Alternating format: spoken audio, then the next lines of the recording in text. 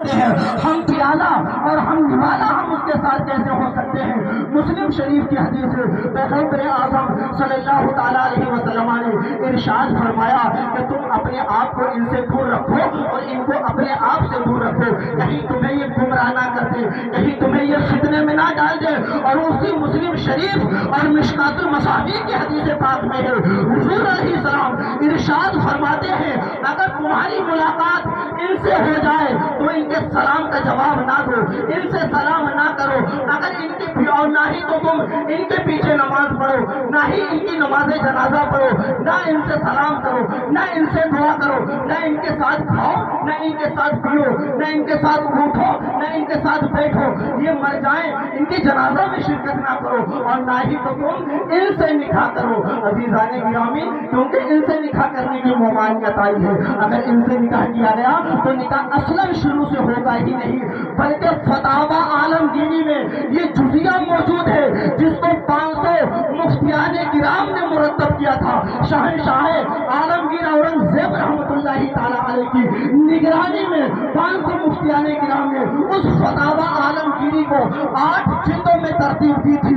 اس میں یہ قاعدہ، یہ کلیہ، یہ جزیہ موجود ہے کہ مرتد کا نکاح آپس میں نہیں ہوتا ہے، یعنی مرتدہ سے نکاح کرنا چاہے تو اس کا نکاح مرتدہ سے نہیں ہوگا، اگر وہ کافر اصلیہ سے کرنا چاہے تو اس کا نکاح کافر اصلیہ سے نہیں ہوگا، اگر وہ نکاح مسلمان سے کرنا چاہے تو اس کا نکاح مسلمان سے نہیں ہوگا۔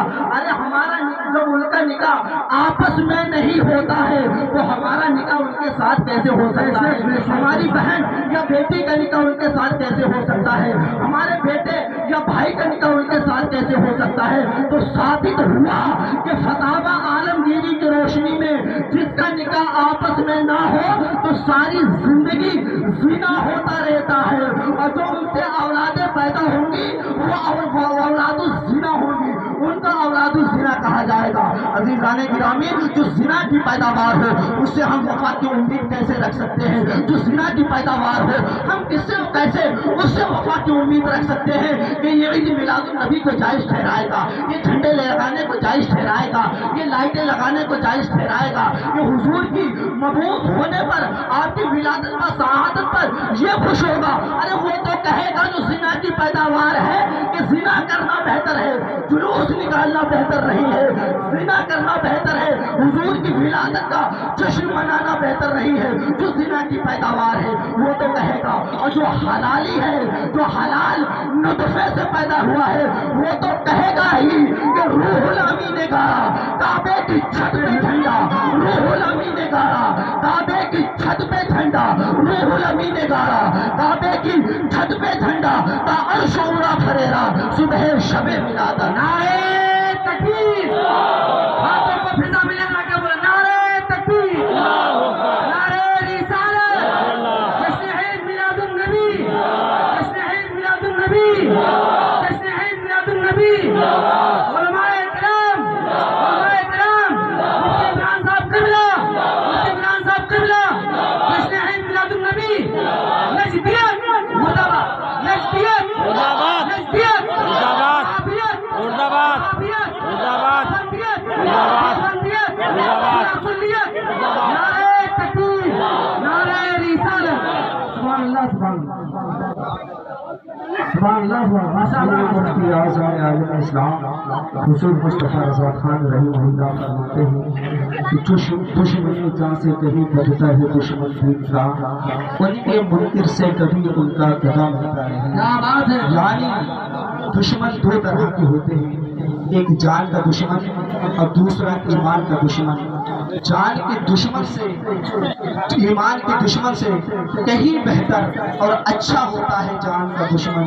عزیزان گرامی، کیونکہ ایمان کے جو لٹیرے ہیں، ایمان کے جو دشمن ہیں، ان سے ہم اپنے آپ کو بچا کر رکھیں، ہم اپنی اولادوں کو، اپنی نسلوں کو ان سے بچا کر رکھیں اور ان سے دور و نفور رہیں، ان سے اجتناب کریں، ان سے ہم پرہیز کریں، ایسے لوگوں سے ہمیں دور رہنا ہے۔ عزیزان گرامی، کیونکہ دیکھیں حضرت عمر فاروق اعظم رضی اللہ تعالی عنہ جنہیں دیکھ کر شیطان بھی اپنا راستہ بدل دیا کرتا تھا، جنہیں دیکھ کر شیطان بھی بھاگ جایا کرتا تھا اور وہ دوڑ لگایا کرتا تھا۔ ایک مرتبہ حضرت عمر فاروق اعظم رضی اللہ تعالی عنہ کے پاس ایک مسافر آیا۔ آپ نے جب دیکھا یہ بھوکا ہے، یہ پیاسا ہے، آپ نے خادم کو حکم دیا کہ دسترخوان لگایا جائے، اس پر کھانا لگایا جائے اور اس بھوکے مسافر کو کھانا کھلایا جائے۔ حضرت عمر فاروق اعظم رضی اللہ تعالی عنہ نے اس مسافر کو اپنے دسترخوان پہ بٹھایا اور اس کو کھانا کھلایا۔ اور کیا ہونا تھا کہ کھانا کھانے کے درمیان اسی دوران اس نے حضور علیہ السلام کی شان میں بے ادبی کے کلمات کہے۔ حضرت عمر فاروق اعظم رضی اللہ تعالی عنہ نے اس کا گریبان وہی دسترخوان پہ پکڑ لیا اور فرمایا کہ جو نبی کا دشمن ہو، جو میرے آقا کا دشمن ہو، وہ فاروق کے دسترخوان پر بیٹھ کر کھانا کھائے، ایسا کبھی نہیں ہو سکتا۔ عزیزان ملت اسلامیہ، کیونکہ ہم اس زنانہ سنیت کے قائل نہیں ہیں کہ جہاں پر صرف عمل کی بات کی جائے۔ ارے ہم تو وہ ہیں کہ جہاں پر عمل کی بات آئے گی ہم عمل کی اصلاح کریں گے، اور جہاں پر عقیدے کی بات آئے گی ہم عقیدے کی اصلاح کریں گے۔ ہم زنانہ سنیت کے قائل نہیں ہیں۔ ہم جب تک زندہ رہیں گے یہ کہتے رہیں گے کہ دشمن احمد پہ شدت کیجئے، ملحدوں سے کیا ملون کیجئے، غیظ میں جل جائیں بے دینوں کے دل، یا رسول اللہ کی کثرت کیجئے اور شرک ٹھہرے۔